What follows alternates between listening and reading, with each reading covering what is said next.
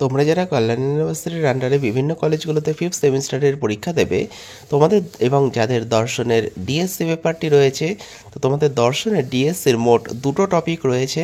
একটা হচ্ছে ধর্মদর্শন, আরেকটি হলো বৈদিক মূল্যতন্ত্র। তো তোমাদের অনেক কলেজেই কিন্তু বৈদিক মূল্যতন্ত্রটাকে বেশি গুরুত্ব দেওয়া হয়েছে এবং সেটাই তোমাদের পড়তে বলা হয়েছে। এই জন্যই তোমাদের বৈদিক মূল্যতন্ত্রের ওপর থেকে গুরুত্বপূর্ণ বড় প্রশ্ন ও উত্তর এই ভিডিওতে তোমাদের সঙ্গে আজকে আলোচনা করছি। তো ভিডিওটা শেষ পর্যন্ত দেখতে থাকো। আর যারা মনে করছো এই পিডিএফ কপি সংগ্রহ করবে, তো সেক্ষেত্রে তোমরা স্ক্রিনে দেওয়া নম্বরে 150 টাকা পেমেন্ট করে হোয়াটসঅ্যাপে তার স্ক্রিনশট পাঠাও, তোমাদের পিডিএফ কপিটি পাঠিয়ে দেওয়া হবে। এছাড়াও তোমরা যারা মনে করছো বাংলা, ইতিহাস, রাষ্ট্রবিজ্ঞান, শিক্ষাবিজ্ঞান, দর্শন, সংস্কৃতি, ইংরেজি, ভূগোল, ফিজিক্যাল এডুকেশন, সোসিওলজি এই বিষয়গুলোর পিডিএফ কপি সংগ্রহ করবে, তোমরা স্ক্রিনে দেওয়া নম্বরে যোগাযোগ করতে পারো। তো দেখো কোন কোন প্রশ্ন উত্তরগুলো পড়বে। প্রথম প্রশ্ন, 4টি পুরুষার্থের পারস্পরিক সম্বন্ধ আলোচনা করো। খুব গুরুত্বপূর্ণ প্রশ্ন। তো যেই প্রশ্নগুলো খুব গুরুত্বপূর্ণ, বিভিন্ন প্রিভিয়াস ইয়ারের পরীক্ষায় এসছে, সেগুলোই কিন্তু পিডিএফের মধ্যে রাখা হয়েছে।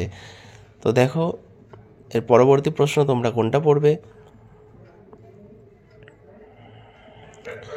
সকাম ও নিষ্কাম কর্মের মধ্যে পার্থক্য লেখো।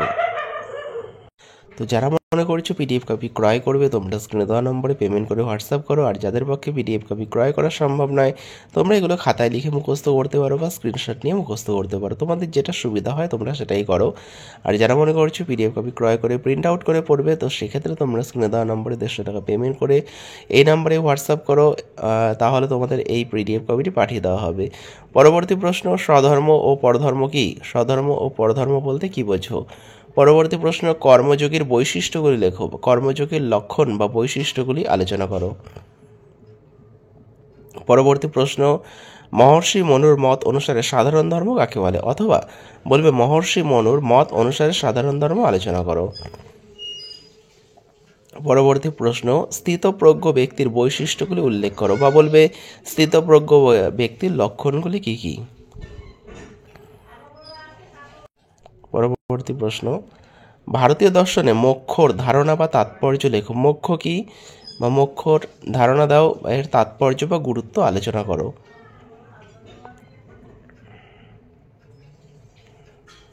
পরবর্তী প্রশ্ন, গীতার কর্মযোগ, জ্ঞানযোগ ও ভক্তিযোগের বিস্তারিত বিবরণ দাও।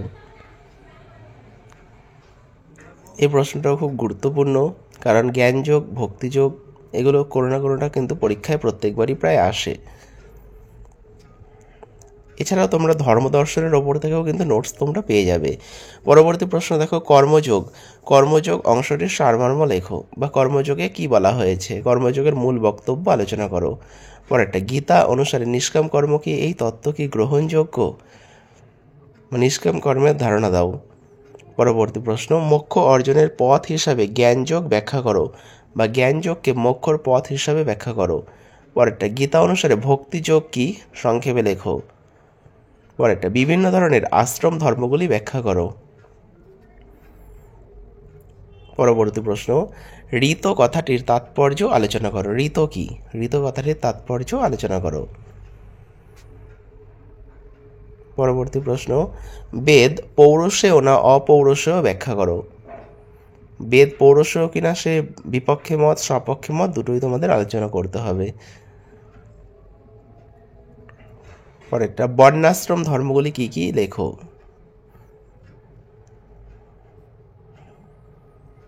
পরবর্তী প্রশ্ন, কর্ম কিভাবে বন্ধনের কারণ হয়, অথবা কর্মের বিভিন্ন প্রকারগুলি ব্যাখ্যা করো। পরবর্তী প্রশ্ন, বেদ প্রতিপাদিত মূল্যগুলি সম্পর্কে আলোচনা করো। পরের প্রশ্ন, বেদে উল্লিখিত মানবাধিকারগুলো কি কি?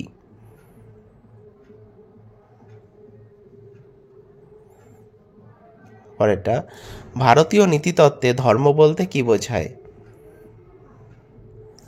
স্বধর্মের ধারণা ব্যাখ্যা করো। পঞ্চমহাযজ্ঞ কি কি আলোচনা করো। পঞ্চমহাযজ্ঞের বিস্তারিত আলোচনা।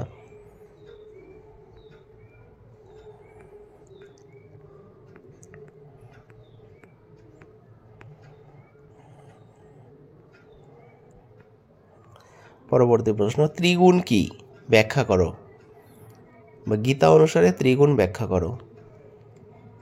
তোমরা এই প্রশ্নগুলো পড়তে থাকো। পরবর্তী ভিডিওতে তোমাদের অন্য প্রশ্নগুলো যেগুলো রয়েছে 2 নম্বরের প্রশ্ন সেগুলো আলোচনা করা হবে। এছাড়াও তোমরা যারা মনে করছো বাংলা ইতিহাস, রাষ্ট্রবিজ্ঞান, শিক্ষাবিজ্ঞান, দর্শন, সংস্কৃত, ইংরেজি, ভূগোল এই বিষয়গুলো সাজেশন সংগ্রহ করবে, তো সেক্ষেত্রে তোমরা স্ক্রিনে দেওয়া নম্বরে যোগাযোগ করতে পারো। যদি ভিডিওটা ভালো লাগে ভিডিওটা অবশ্যই লাইক করবে, চ্যানেলে নতুন হলে চ্যানেলটা সাবস্ক্রাইব করে দেবে এরকম ভিডিও পাওয়ার জন্য। তো ভিডিওটা শেষ পর্যন্ত দেখার জন্য তোমাদের অসংখ্য ধন্যবাদ।